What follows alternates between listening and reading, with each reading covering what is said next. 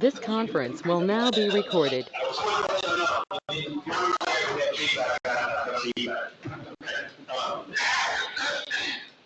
My high school days being the soundboard guy have diminished over the years. Anyway, I've got 12:20. We'll call this regular meeting of the City College Executive Committee to order this time.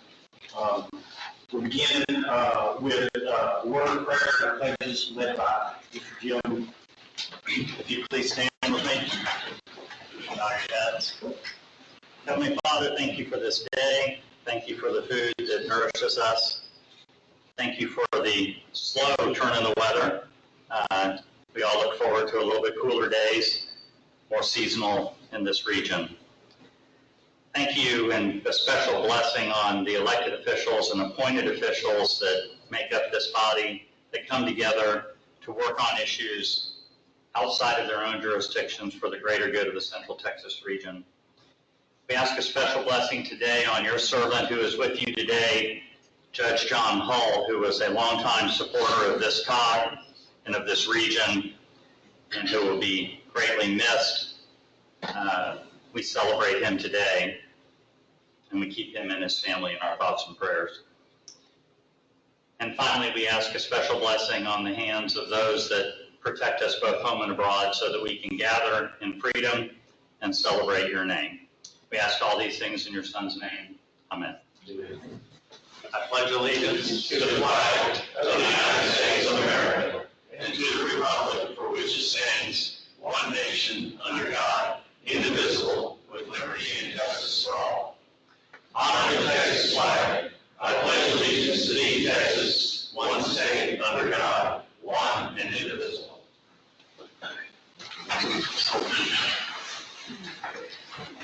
I'm going to bring the agenda of office, and we do have one of the issues today, so I'm going to turn that over to you. Yes, I'd ask you to help me in welcoming Mayor Burt Henry from the village of Salado, which is my hometown, so welcome, Mayor. In accordance with our bylaws, he has been nominated to fill one of the two positions for an at-large representative for a city under 12,500. So unless you've grown the village twice in your short tenure, I think you're still eligible. We're getting close. Getting close, okay. So I'm going to ask him to stand, and I will issue his oath of office, and then we will welcome him to the executive committee. I will say aye, and then if you'll state your name, and at the end, if you will either swear or affirm, whichever your preference. I, Burt Henry, do solemnly swear or affirm that I will faithfully execute the duties of my office and that of the Executive Committee of the Central Texas Council of Governments, and will, to the best of my ability, defend the individual integrity of the local governments of this association, and I furthermore promise to promote the general cooperation between member governments of the region in the interests of the citizens of Central Texas, so help me God. Welcome.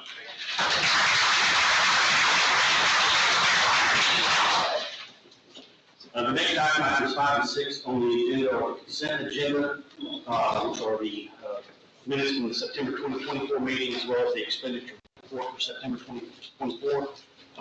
The committee can choose to approve that. Oh, I'm sorry, I jumped ahead of myself.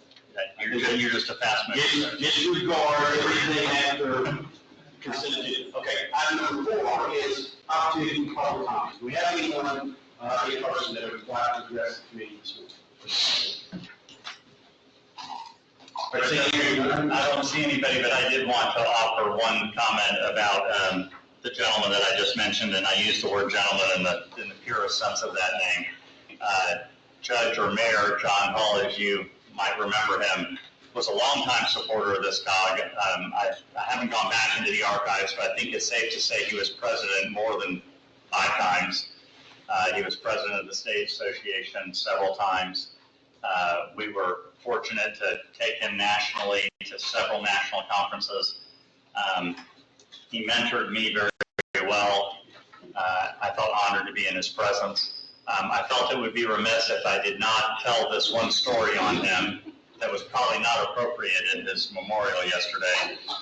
But for those of you that knew John Hull, he was a very quiet gentleman, not reserved in any way, but very quiet and very, very assertive in his own way.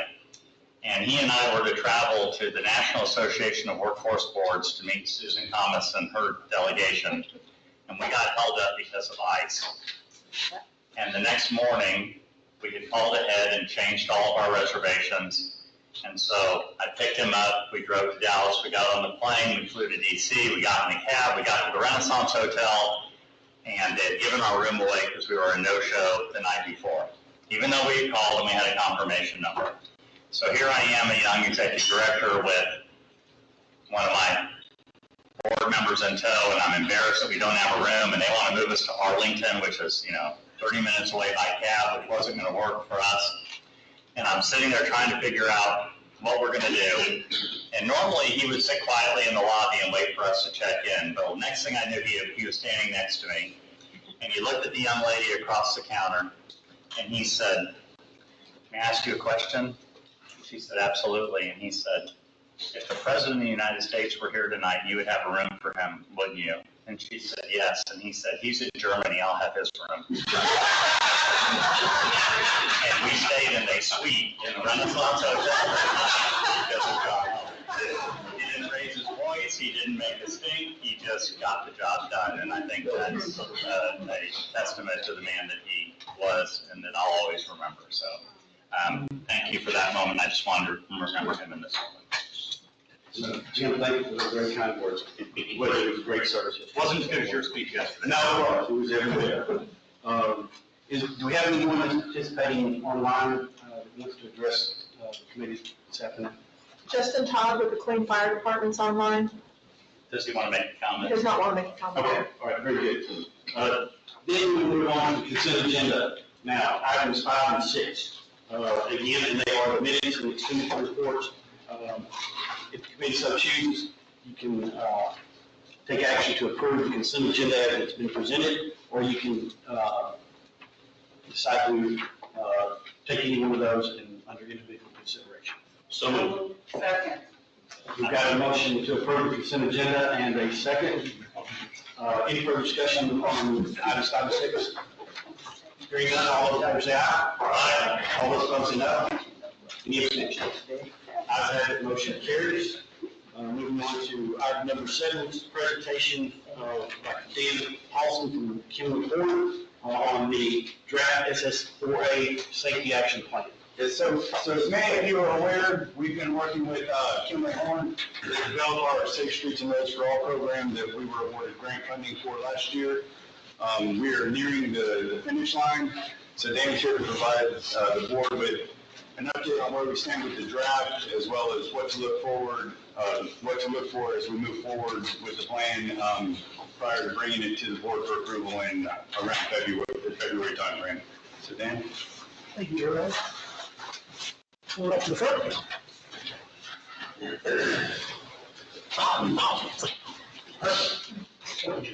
Probably better than me. Is that right if I speak out here? Is that right? All right, great. So again, my name is Dan Malsom with Kimley-Horn. I'm a transportation engineer, partnered with KTEPCO and SITCOG to develop the Central Texas Roadway Safety Action Plan. Exciting news, the draft is currently under review right now by SITCOG, and we'll be sharing it with the full region in November. So there's a lot to see and a lot to look through, and we're excited to hear about what feedback the region has to provide. So want to give a quick overview of what we are, where we've come, what's in the plan, and what to expect next between draft and final. So we began about just over a year ago now in September 2023. The main elements that have gone into this plan development have been a deep dive into the safety data throughout the region, crash data, anecdotal data that we've taken a close look at, both in terms of specific locations and types of crashes that seem to be most common or overrepresented in the region to identify trends and patterns. We've done a significant amount of engagement and equity analysis, both in terms of partner agency engagement. We've had over 30 partner agency meetings over the course of plan development, as well as we're currently at 10, and we'll be having several more public pop-up events, as well as online engagement so that members of the community can leave feedback. We've gone through project and policy selection and development, so we've worked to identify project opportunities in each SITCOG county with the exception of Cornell County, who's developed its own plan. But we'll be incorporating the Cornell County plan and feedback and outcomes into the overall regional plan. And then we have that draft safety action plan that is currently SITCOP currently doing their initial review, and then that'll go out for public feedback and public comment in November. And our plan is to finalize that plan by the end of January 2025 and bring it back to the SITCOG Executive Committee and the KTEP Transportation Planning and Policy Board in February of 2025. Quickly, to just touch again on the required components of that safety action plan as required by the USDOT through the grant, the SS4A grant. There's got to be a leadership commitment and goal setting element. There's going to be a policy commitment that's going for action later today as part of this executive committee meeting that will address that need. Planning structure has been a task force comprised of stakeholders from across the region that have been guiding the development of this plan. We've conducted that safety analysis. We've done a lot of engagement and collaborating with partner agency stakeholders. We've specifically looking at equity as required by SS4A program and USDOT. We're recommending both policy and process changes as well as strategy and project selections. And then the idea is that this plan is a public document that will be measured as time goes forward and as projects are implemented to see if we're achieving the results that we want, which is eventually eliminating all fatalities and serious injuries on Central Texas roadways. 8 sections to the plan. I'll go through each of those briefly here just as an orientation, and then obviously you'll have a lot of chance to review the plan and provide specific comments. We include a section for introduction and regional background that provides an overview of that SS4A grant program that has provided the funding for this planning effort, as well as subsequent implementation applications that may be funded in the region. We'll give an overview. We provide an overview of the Central Texas region, the demographics, the overall crash data, the region-wide information, and we talk about how the plan was developed. We have a section on what's called the Central Texas Roadway Safety Vision. We worked with our Central Texas Roadway Safety Task Force, that planning structure, to identify what that regional policy commitment should be to bring forth to the COG and policy board for consideration and approval. We talk about the safe system approach that guides the development of this plan and sort of provides a framework for how we want to do safety planning in the region. And we identified 6 goals with the task force that are listed up on the screen there, talking about alignment of outcomes, looking for collaboration and transparency, focusing on equity, forming a safety leadership group that will be tasked with overseeing the implementation of the plan going forward, making sure we select impactful projects from a safety perspective, and then do what we can to establish a roadway safety culture in Central Texas to change a lot of the behavioral challenges that we see when it comes to roadway safety. The next section focuses on our safety data analysis. So several components to that. We do a region-wide crash analysis to look at overall trends from the entire SITCOG service area. We take a look at our safety focus area analysis, again, region-wide, to identify what sorts of types of crashes, what crash causes are most common. We also take a look at the urban portions of the SITCOG region versus the rural portions of the SITCOG region. What are the key differences? What do the urban parts of the region want to focus on more? What would the rural parts of the region want to focus on more specifically based on what the data is telling us? And then we also compare Central Texas to Texas overall to see, compared to the state as a whole, where in Central Texas are we seeing overrepresentation or underrepresentation for certain types of crashes as a way to identify what we should be focused on. And then one of the requirements of the plan is developing a high injury network, and that just shows segments of roadways throughout the region that have a high instance of fatal or serious injury crashes. And so we have an overall region high injury network, as well as ones that are specific to pedestrian crashes, bicycle and pedal cyclist crashes, and crashes that are inequity focused or underrepresented communities. We have a section talking in detail about all the public and partner agency input that went into this plan, who we met with and how we met with them. So our public engagement summary summarizes all of the online input that we got, well over 200 public comments on our map, 200 surveys completed, as well as our in-person events and our overall themes that we're seeing from all of our engagement that we've done with the public. We also summarize our partner agency engagement, including everything from our task force to the regional summit that we held at the beginning of the program, as well as our agency leadership and partner agencies that we met with, how we've been engaging with the executive committee and the policy board with KTEMPO, and then some of the specific project development meetings that we've been having with communities as we identify really high impact projects that could be good candidates for safety action plan funding or SS4A program funding or ACE funding.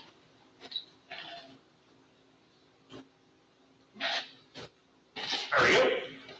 We have a section that focuses on what we call roadway safety policies and strategies. So not location specific, hey, here's how you fix this road, but more so across the region, what should the region be considering or thinking about to more systemically address some of the safety challenges that we see.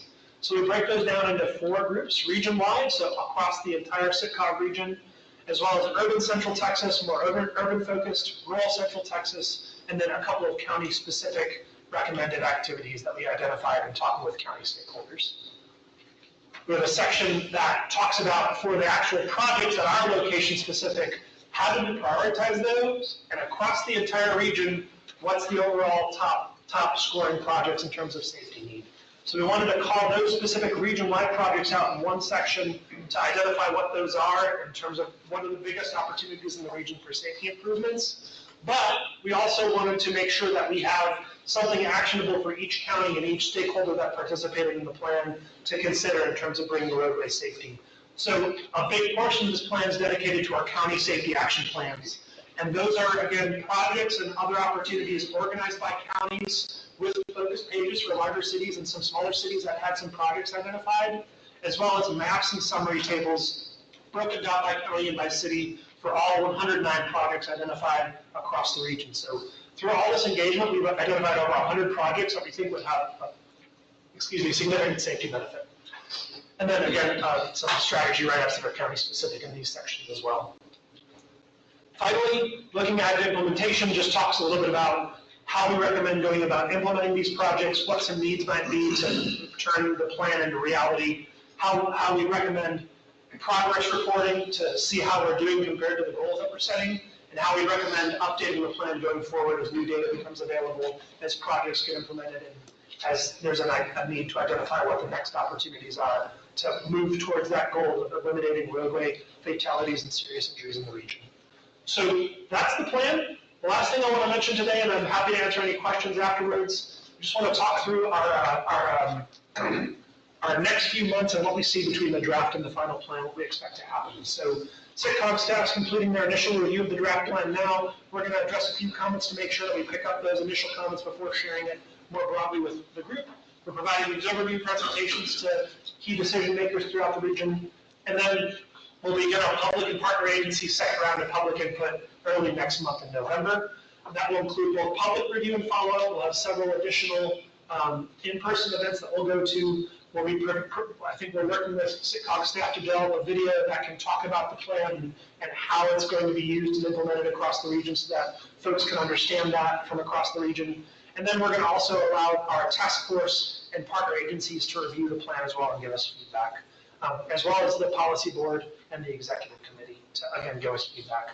In January, we'll ask for all that feedback by the end of the year, and in January, we'll be focused on addressing all of those comments, bringing that plan back to the group in February for final adoption of the final safety action plan.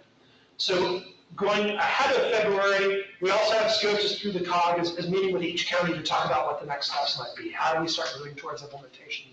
So that it's not just a plan that ends up in y'all's hands and there's not a question of what to do next. We want to take that extra time to sit down and talk through, hey, which of these counties do you think have really good opportunities to, which of these projects within each county do you think have good motivation and good opportunities to move forward to try to implement them? So we want to make sure to account for that. And we expect that the next deadline for the safety action plan implementation funding through SSRA will be sometime next spring. So we're working with the COG also to identify what some good projects region-wide might be, either in individual communities or groups of projects that address systemic issues or consistent issues across the region that could be grouped into a larger application, hopefully bring implementation funding back to Central Texas. So that's all in terms of my update. So I'd be happy to pause here and answer any questions if anyone has them. Any questions for Dan? Dan, thank you so much. And you're right, thank you for the help that you coordinated making this all happen. Thank you, Judge. Judge, thank you, Mayor. Oh, yes. Gary, are you an engineer by trade? I am. You're very well spoken for an engineer. I appreciate that too. Thank you. With one of the engineers.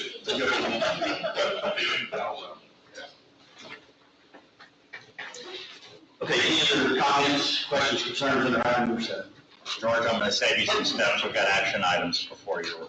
Sorry. Actually, I'm not going to save you steps.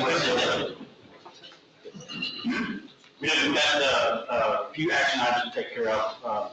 Beginning with item number 8 on the agenda, which is Resolution 1024 PRS 001, a resolution authorizing the fiscal year 25 State Homeland Security Program Regional Emergency Notification System Grant.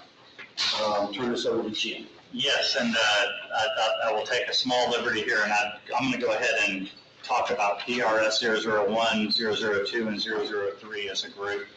And you can decide to either take one action or separate them out, but they're all related. They all come as recommendations from the Homeland Security Advisory Committee. And Jesse Hennage, who runs that program for us, is here to answer all your difficult questions. The first one, PRS 001, pertains to putting $60,000 into our emergency notification system. Some people call that reverse 911. It is, we use a vendor whose name is Code Red, and that is a system where our public officials and first responders can get the word pushed out to public when there's an issue going on, and we've been using that for a number of years. The second recommendation under PRS 002 has to do with community preparedness. And those it is a grant that would provide supplies and equipment to regional organizations to provide support to first responders during emergency events. And then finally, the last one is a smaller grant. It's $5,000, and that is of FY24 money, which is the year that we're closing out. And this is a cleanup with paperwork for the state, so that we can spend this last $5,000 in a similar way to help first responders with supplies that they might need during an emergency. Jesse can answer any questions you have on those three, and again, you can take them all together or separately. I make the motion to take all three together. Second. We've got a motion to approve items 8, 9, and 10 on the agenda, and a second as presented. Is there any questions, comments, concerns? Hearing none, all those in favor say aye. Aye. All those opposed say no. Any abstentions? Ayes have it, motion carries. Jim, thank you for your efficiency. Picking up item number 11, which is Resolution 1024 PRS 004, resolution regarding the Central Texas Roadway Safety Action Plan and Public Commitment. This is a resolution that goes with the safety action plan that you just saw the presentation on, and it's basically a declaration of commitment by communities within the Council of Governments region to adopt a goal, an eventual goal of 0 roadway fatalities and serious injuries. That's an aspirational goal. We know that as long as we're traveling the hundreds of thousands of people that we are, that accidents are going to happen, but we certainly want to create a network and an awareness that minimizes that number to the extent possible. So this is a statement of commitment by the region that is the goal of the Central Texas Council of Governments with regard to the safety action plan.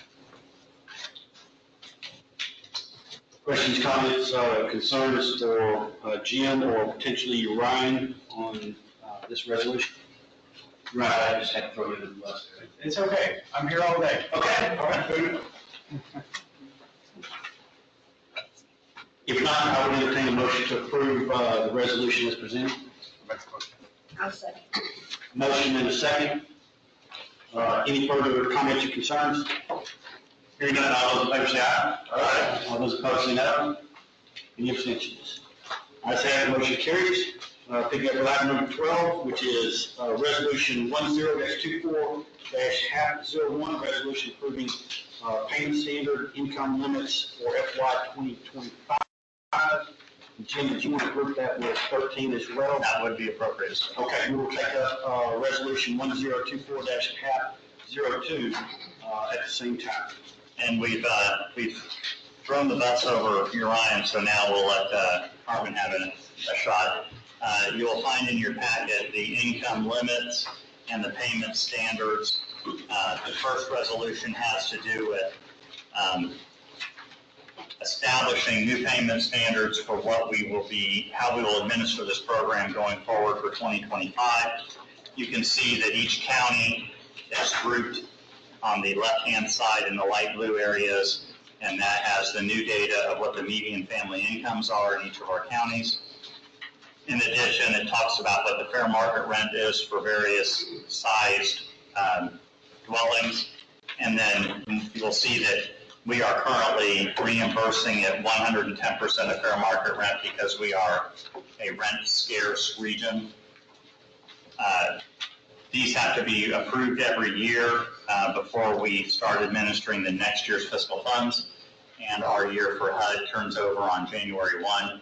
And so Carmen can talk to you about how those payment standards are developed if you have an interest in that area. HAP 02, we also assist with utility allowances, and each county has its own utility allowance schedule, and we review that annually and establish what our utility reimbursement would be for those people who qualify for that assistance program. And those HUD forms for each of our counties is included in your packet. Again, Carmen can answer any methodology questions, or I'll answer any program questions. Thank you, Jim. Number, I was just going to ask, number on the sheet represents people on the utility one?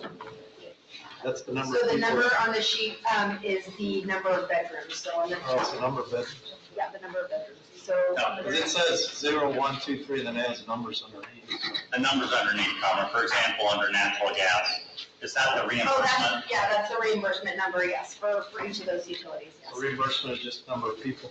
No, the reimbursement is the actual dollar amount that we're using. So as an example, just to make sure that I'm not speaking incorrectly, if you look at the Bell County HUD form, under heating natural gas, a 0-bedroom or efficiency, we reimburse at $5, and then across the board, those are dollar numbers. So it's dollar numbers, not Dollar people. numbers, yes. Thank you. Yes, Mayor.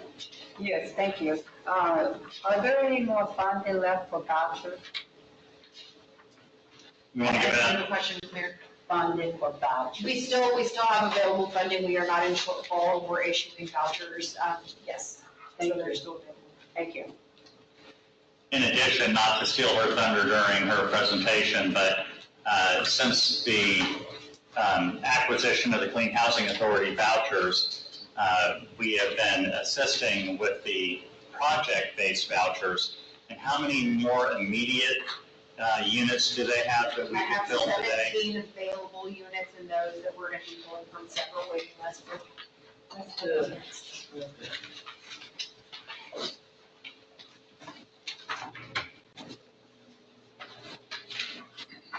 Oh, thank you. Okay, that's good.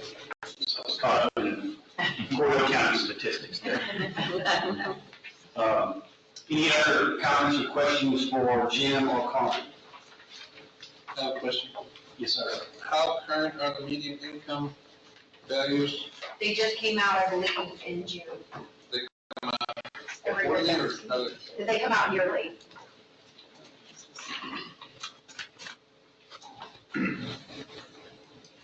You're wondering how Cordell County jumped up so much. The multicolor page is set up late because Bell and Cordell together. Okay, any other questions or comments for Jim or Carmen? If not, I would entertain the motion to approve both HAP 01 and HAP 02. So moved. Second. We've got a motion and a second. Any further discussion? Hearing none, all those in favor say aye. Aye. All those opposed say no. Any abstentions? Ayes have it, motion is carried. Thank you. Which brings us to reports. Now, George. George, you want to give Matt that seat, George, and then Mark say it all.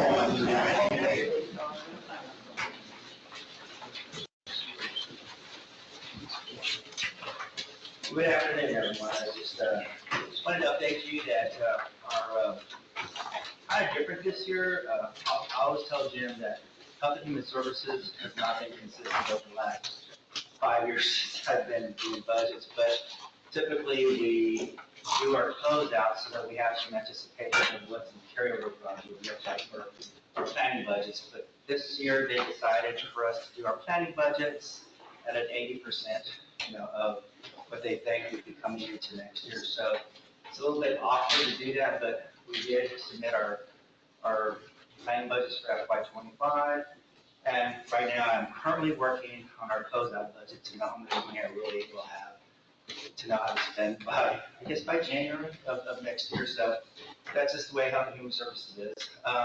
One of the things that I just wanted to emphasize that kind of looks at our meal costs, because that's a big chunk of our expenditures, is that we had to have a 10% increase from our meals. Your fingertips anytime, we updated several times a day. From 753 to 828 per meal. There was no meal increase for our home delivered meals. We are capped in our region because we are a Medicaid provider. But I'll tell you this much, that the cost per meal for home delivered meals is around $8.28 also. And so we're having to absorb that through Health and Community actually went out and asking for funding to help support, the home delivered meal programs. And so when you hear Ashley coming out and needing your support in the rural areas or the community, it's because we really don't pay for the full cost because of them being a good provider for Medicaid reimbursement. So it is a challenging going to be for us in the next year or two to see how we will manage our funds with the loss of ARP, all the disaster money affecting 25 and FY26.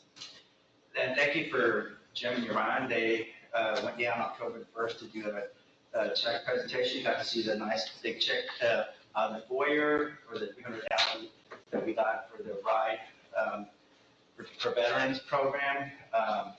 We are also in great communication with Texas Veterans. They came out here on the 16th, gave us some good insight of what it requires to meet all the financial and reimbursements and making sure that we're in compliance. And so they had a good meeting with them, but also gave us some good discussions. And happened to, when Doug Miller here, is talk to really look at some ways to utilize funding. And so we'll be having some discussions on potential ways that we can facilitate more funding for our area through the Texas Veterans Commission. I think there's some opportunities that we could be enhancing for the amount of retirees that we have in our region, that we're probably one of the most underserved areas in regards to the amount of veterans living here and how much money TVC is paying to help us with different things. So you'll be hearing some more discussions on that in the next couple of months. The other thing that was really important is that it's going to give you some great information on the Transportation Summit that we'll be having to address all the regional needs, because this has allowed us to expand services for veterans and to bring a different funding source. And I'll be speaking at the conferences to kind of give them the insight of how the impact on aging, disability, and veterans would, as far as our regional planning for transportation. And these are all the upcoming events we've been having here in our building. It's been quite a lot of activities, but just wanted to give you that. We'll be next week, and we have our conference with Corey, not Corey, with Mylan County and our Senior Expo, but these are things happening here in our building, and just wanted to remind you of all the activities. And I think that's it for me, Jim. The last thing I just wanted to let you know, on a personal, I'll be out for the next 6 weeks. I'll be having heart surgery, so keep me in your prayers, and everything's in good hands, but I just wanted to share that. So just got to take care of myself, and I told Jim, they thought I just took a little bit of macaroni and cheese, so, I just couldn't pass up on that, so I just, watched my diet and just changed my eating habits. So, but thank you so much. I always tell George that the problem he has for this hard is it's too big. So, we appreciate you, George. We'll think Did about you it. need this, Jim? I didn't know this was up Got here. George, thank you. Definitely our thoughts and prayers are with you and will be with you. Housing with Homeland.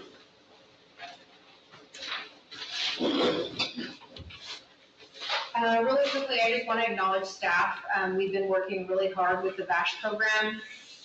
Currently, the stuff with the VASH program is at 88%. Historically, we've always been at like 50, 60%. So we're going to be meeting with the HUD-RECs this month or early next month to recognize staff on the good work we've been doing with the veteran clients to get them leasing up to almost 100%.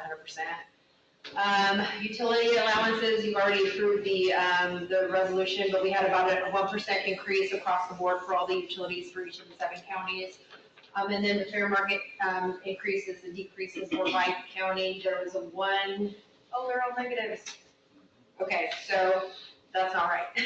Bell County had a 1%, Bell, Coryell, and Mills County had a 1% increase. And then Hamilton, Lampasas, San Saba, and Milam County had a 1% increase in those fair market rents per bed. Carmen, that one's my fault. When I did the edits, I thought you meant to put brackets around all of them, so I changed them all. Yeah. So you're welcome for the help. Next slide. So across the board, so Bell County, we've spent, can't see that, 1.8 million, almost 70,000 in Coryell, 5,000 in Lampasas, and Milam County, $2,000.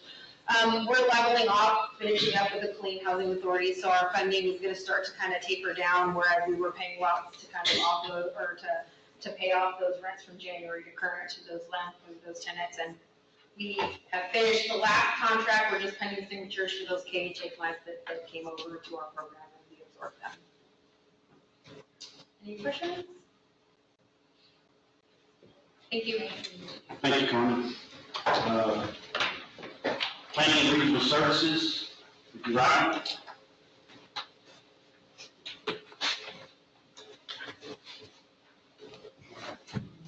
Wow, this is new. I haven't been up here in like 3 months. And I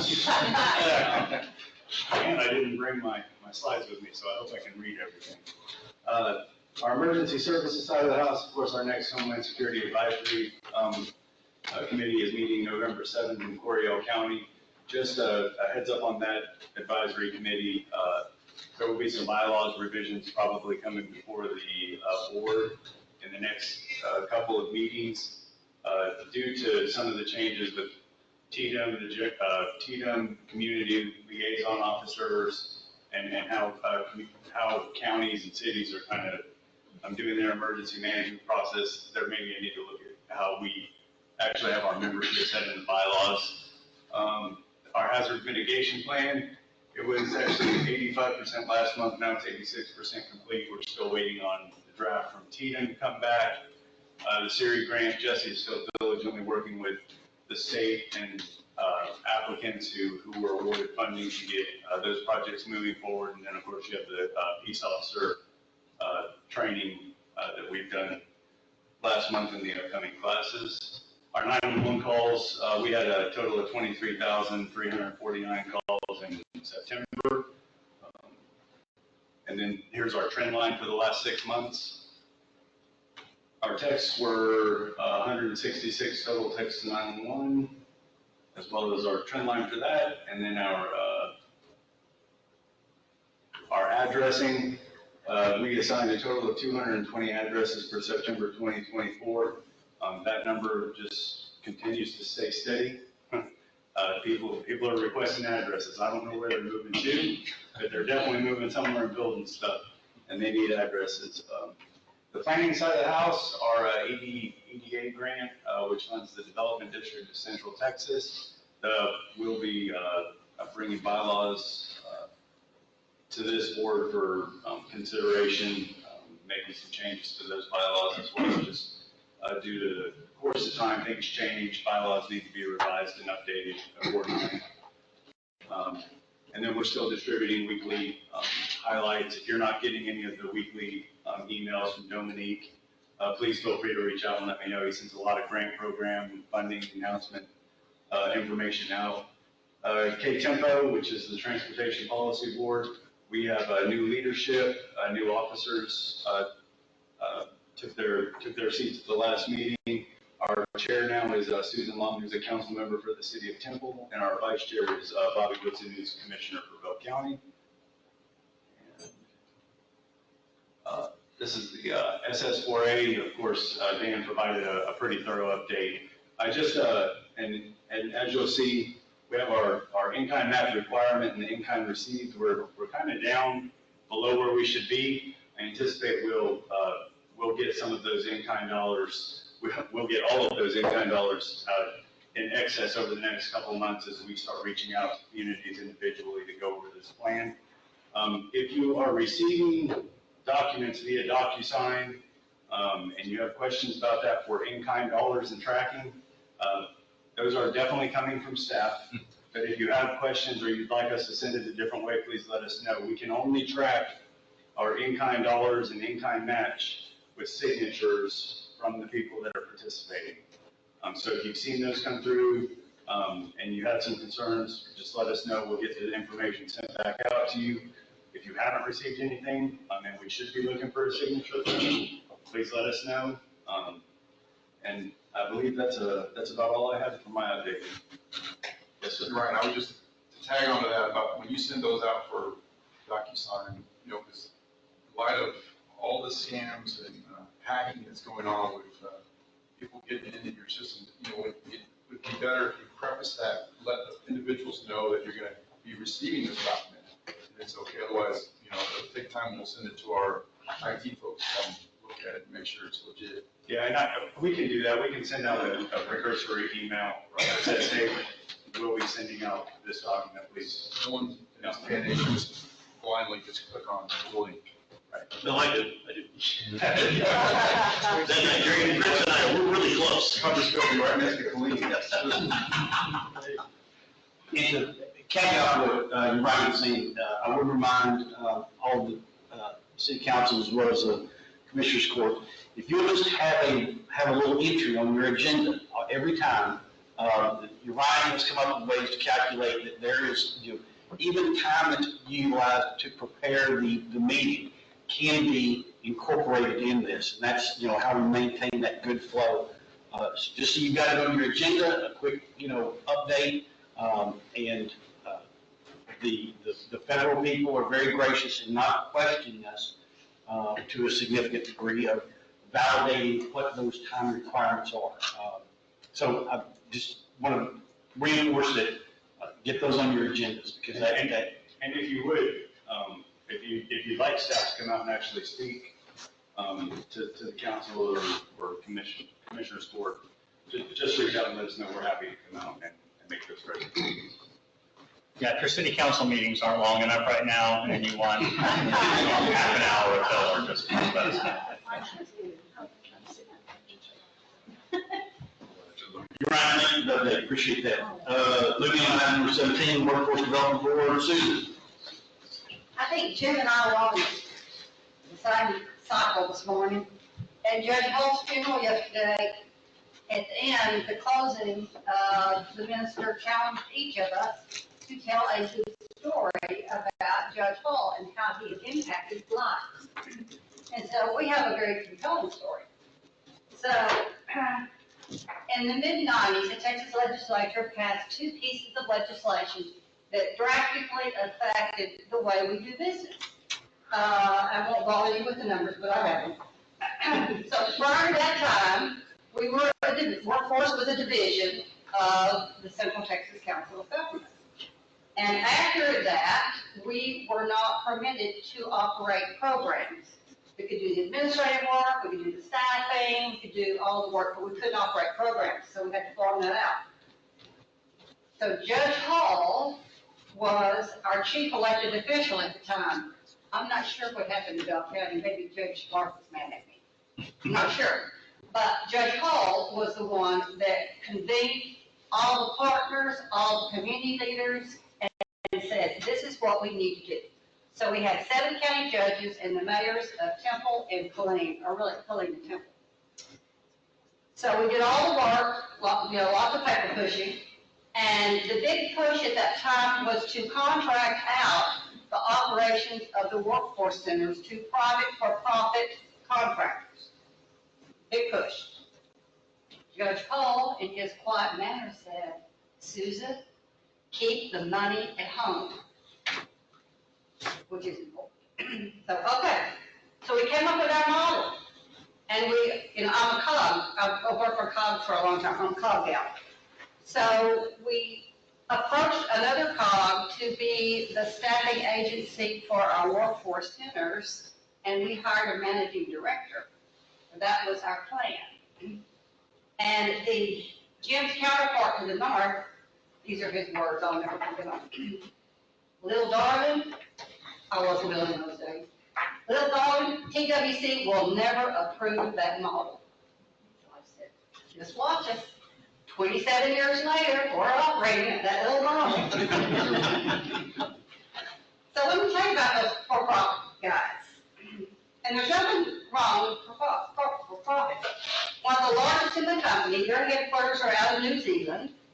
Another one, their headquarters are out of Canada. We have one that's Texas owned. We have one is out, did I say Canada? Yes. New Zealand, Australia, and Canada are the three out of area. So boards pay big profit to those companies to get the kind of performance that we get, or actually we get better performance than they do. So what do we do with the money? We provide services to customers. Periodically, we give you the chart on how many customers we serve around the state compared to all the rest of the 28 boards. And this was last month, and if I'd been on my game, I would have had this overhead. So for last month, and we're usually number one or number two. Last month, we served 12,000 customers with our $40 million a year grant. Gulf Coast, who has between 350 and 400 million, they serve 1,169 customers. So what do? We don't pay profit to out-of-country businesses. We keep the money home and we serve customers. And that's all thanks to Judge Hall for making sure that we kept the money home. So the same story that Jim was talking about, that was a cold February when we were in D.C. Mark was with us. And we were getting ready, we were leaving dinner. And for whatever reason, Judge Hall didn't have his coat, and we were waiting a very long time for a taxi. Don't think ill of me, but I was wearing a very large mink coat. It was big enough for both of us. I scooped him up, and I kept him warm, and we laughed about that many times. And unfortunately, that's before iPhones. Last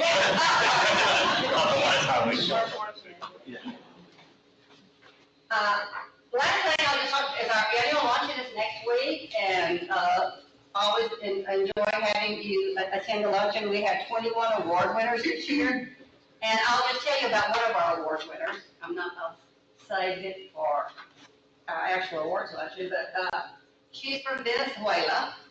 She was here on a humanitarian visa.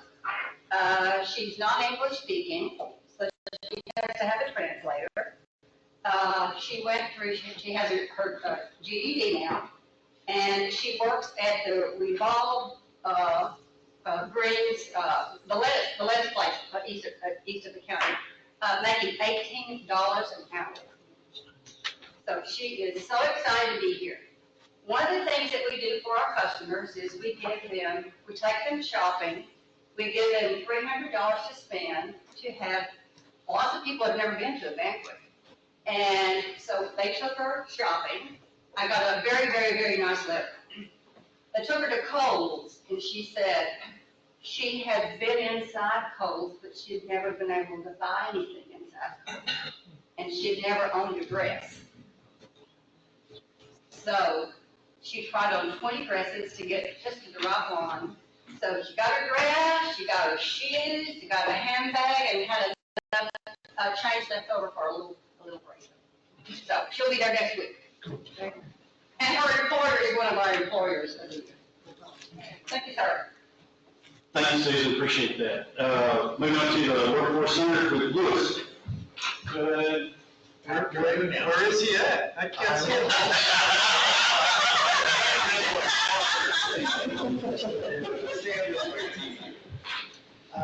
So we've got some updated unemployment data for you, all looking good. Bell County 4.8%, Coryell 4.7, Hamilton 3.6, Lampasas 4.0, Milan 4.4, Mills 3.7, and San Saba 3.6. That gives us for our 7 counties an average of 4.7 on unemployment rate, which if you compare on the next chart, the next slide there. Which way do you want? There we go. If you'll look here, comparing the 5 weeks to last year, we're very much where we normally are, and so our numbers are looking healthy for us.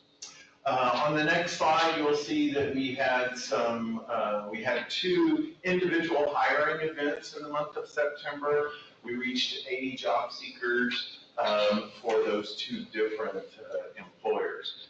We are prepping for our big hiring red, white, and new major hiring event, which will be November the 6th from 10 a.m. to 3 p.m. And it's in the on Fort Cavazos in the Lone Star Conference Center. We've got way over 100 employers, and we're going to have over 1,000 people attending, the vast majority of which are in the military or soon to be exiting the military, but the public is also welcome to attend. So that's right around the corner. We'll be doing that very soon. So soon we'll have some new numbers for you there. Susan mentioned on the next slide there, Susan mentioned the number of folks that we're serving. For last month, you'll see that we provided 25,138 services in the month of September. Again, that goes back to what Susan was saying about pumping the money back into services and how that's making us number 1, number 2 statewide. I will say, having worked at TWC for so long in my previous life, because I've been here 5 years now, believe it or not, September was my 5-year anniversary of being in Central Texas. Time flies when you're having fun. But I will say that when I worked at TWC, a lot of the board areas, by going with their model of looking at for-profit vendors to provide workforce services, the contracts change every 2 to 3 years, and so you've got constant churn and lack of continuity among staff. So that's one thing that this board area has never had to deal with. So, with that, that concludes my report. I'm happy to answer any questions you have. Any questions, Lewis? Okay, Lewis, thank you so much. And last but obviously not least, the executive director's report, Jim. I'll be very brief today. No action required on any of my items. I will be reaching out to Judge Miller and having conversations. We do not meet in November or December. Our annual meeting will be in January. And at that meeting, we always appoint new officers for this organization. And so our tradition has been that the president of the COG nominates a nominating committee or designates a nominating committee, and I will ask him to do that. And my understanding is he intends on designating the officers of the COG as a nominating committee for this year. So if you have an interest in serving in one, and we anticipate having 1 vacancy, if you would like to serve on the board of officers, please let myself or Judge Miller know, and we will go through that process with you. My only other update is on the 911 district. I'm meeting with Andrew Froelich, who is the executive director of CSEC, on November 6th, and he and I hope to have some substantive financial discussions. I've been told that he may have some money for us, so I'll be able to hopefully come back to you in January with an action plan and timeline for the designation of our emergency services district. Beyond that, I'd be glad to answer any questions you might have. Other than that, thank you for your support of the Council of Governments. Thank you, Jim. Any questions, comments, concerns from Jim? Yeah. Hearing none, I have 114, and we are adjourned. Thank you all.